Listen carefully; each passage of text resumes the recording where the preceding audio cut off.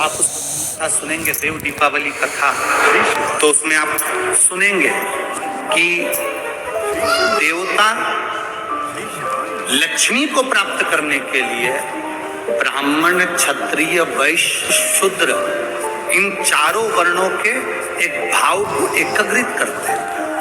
आप उसको सुनना, उस कथा को, आपको मालूम पड़ेगा कि देव दीपावली के दिन मट्टी के दिया का क्या नियम है।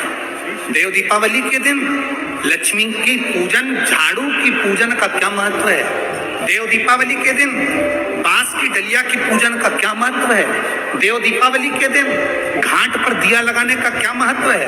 देव दीपावली के दिन शंकर के मंदिर के आगे और आंवले के वृक्ष के नीचे दीपक लगाने का क्या फल है।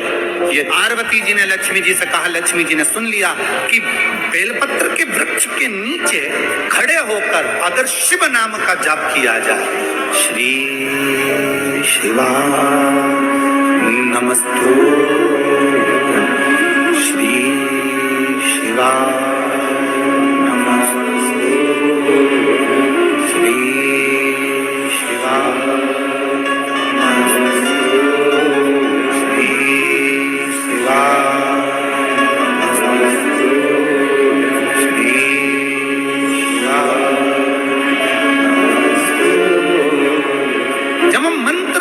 करते हैं, उसका फल मिलता है।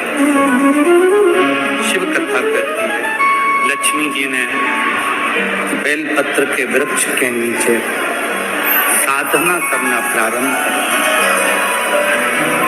जैसे ही माँ लक्ष्मी ने बेलपत्र के वृक्ष के नीचे साधना करना प्रारंभ करा तो देवाधिदेव महादेव कुछ ही समय में, प्रदोष काल के समय पर लक्ष्मी जी के सामने शंकर भगवान प्रकट। शिव जी ने पूछा, लक्ष्मी तुम्हें क्या चाहिए। लक्ष्मी जी कहती हैं, मेरी अश्व की योनि, मुझे अश्वी बनना पड़ा, घोड़ी बनना पड़ा। इस अश्व की योनि से मैं मुक्त हूं, पर प्रभु इस अश्व की योनि से मुक्त तो हूं, पर मेरे प्रभु ने मुझे घोड़ी बनाया है, अश्व बनाया है। मैं चाहती हूं मेरे नारायण मुझे इसी घोड़ी की योनि में, अश्वी की योनि में प्राप्त कर। इस घोड़ी की योनि में, इस अश्वी की योनि में मेरे स्वामी, मेरे नारायण मुझे प्राप्त। ठीक है, भगवान भोलेनाथ जी ने कहा, आप चिंता ना करें। जिस प्रदोष काल में आप बेलपत्री के वृक्ष के नीचे आती हो,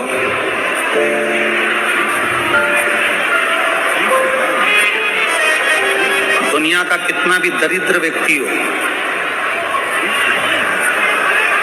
चाहे दुनिया का कोई व्यक्ति ऐसा हो जिसका कभी व्यापार चलता ही नहीं हो, उसने 50 बार बदल के देख लिया, फैक्ट्री चली नहीं रही, जिस काम को करने के लिए जाते हैं वो काम टल जाता है, आज की जगह कल, कल की जगह परसों, परसों की जगह नरसों, काम होता ही नहीं। बेटा बेटी का संबंध करने जा रहे हैं पर हो ही नहीं रहा। कितना भी दरिद्र से दरिद्र व्यक्ति, कितना भी दीन से दीन व्यक्ति, एक नियम वो अगर अपनी जिंदगी में बना ले, प्रदोष काल में, प्रदोष के समय पर बेलपत्री के वृक्ष के नीचे एक बार जाकर नमन करना और प्रदोष काल में शंकर भगवान के मंदिर में दिया लगाना। ये दो चीजें अगर वो 3 महीना भी लगातार कर ले तो उसके जीवन में कभी कोई समस्या आ ही नहीं सकती, कोई दुख आ ही नहीं सकता। एक नियम बना,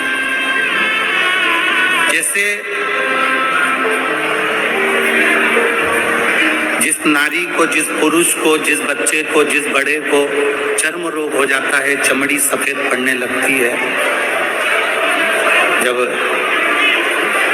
चमड़ी सफेद पड़ने लगती है, चर्म रोग जैसा जब हो जाता है या चर्म रोग उसको घेरने लगता है, चमड़ी जब सफेद पड़ने लगे या चमड़ी काली पड़ने लगे या चर्म रोग, सोरायसिस जैसी बीमारी तक के लिए हमारा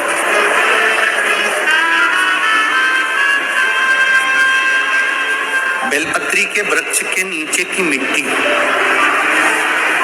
बेलपत्री के वृक्ष के नीचे की मिट्टी, उसको जिस पात्र के अंदर शिवलिंग बनाने के लिए हम गलाएं, जिस पात्र के अंदर हम शिवलिंग बनाने के लिए उसको गलाएं और शिवलिंग का निर्माण कर कर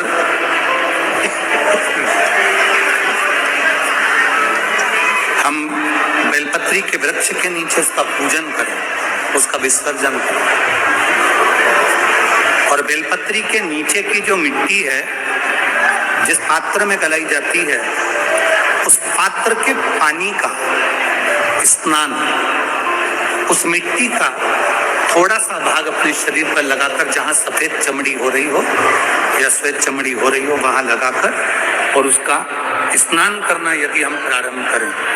परंतु प्रदोष, जैसे अपन शंकर भगवान के मंदिर जाते हैं, दर्शन करते हैं, पूजन करते हैं, उसी तरह बेलपत्री के वृक्ष के नीचे की मिट्टी को गलाकर हम शिवलिंग का निर्माण करते हैं। स्नान करना या शरीर पे लगाने के साथ में सबसे ज्यादा जरूरी है शंकर भगवान के उस शिवलिंग की पूजन करना, पार्थिव लिंग की पूजन करना। लगभग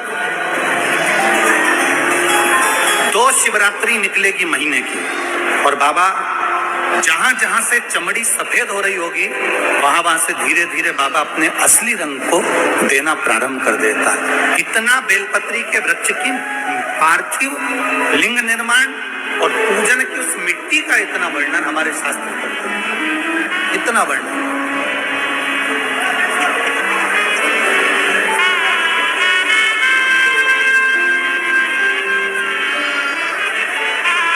शिव कथा को, शिव महापुराण की कथा वर्णन कर रहे हैं। स्वयं भगवान देवादिदेव महादेव ने नारायण से जाकर प्रार्थना की, स्वयं भगवान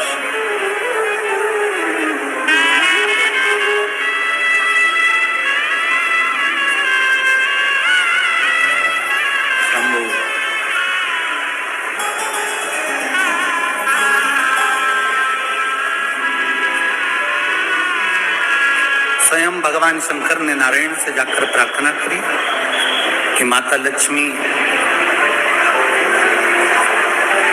आपके लिए तब साधना कर रही हैं, आप उनको जाकर दर्शन दीजिए। भगवान नारायण शिव जी के कहने पर जाने लगे, भगवान शंकर के कहने पर भगवान नारायण जाने लगे।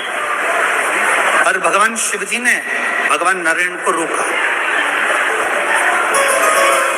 और भगवान शिव जी ने नारायण को रोककर कहा, प्रभु रुको, मेरा निवेदन केवल इतना सा है, जैसे माता लक्ष्मी घोड़ी बनकर, अश्वी बनकर पृथ्वी पर गई हैं, आप अश्व बनकर पृथ्वी पर जाकर लक्ष्मी को लेकर, भगवान स्वयं नारायण अश्व बनकर पृथ्वी पर जाते हैं और लक्ष्मी जी को लेकर आते हैं।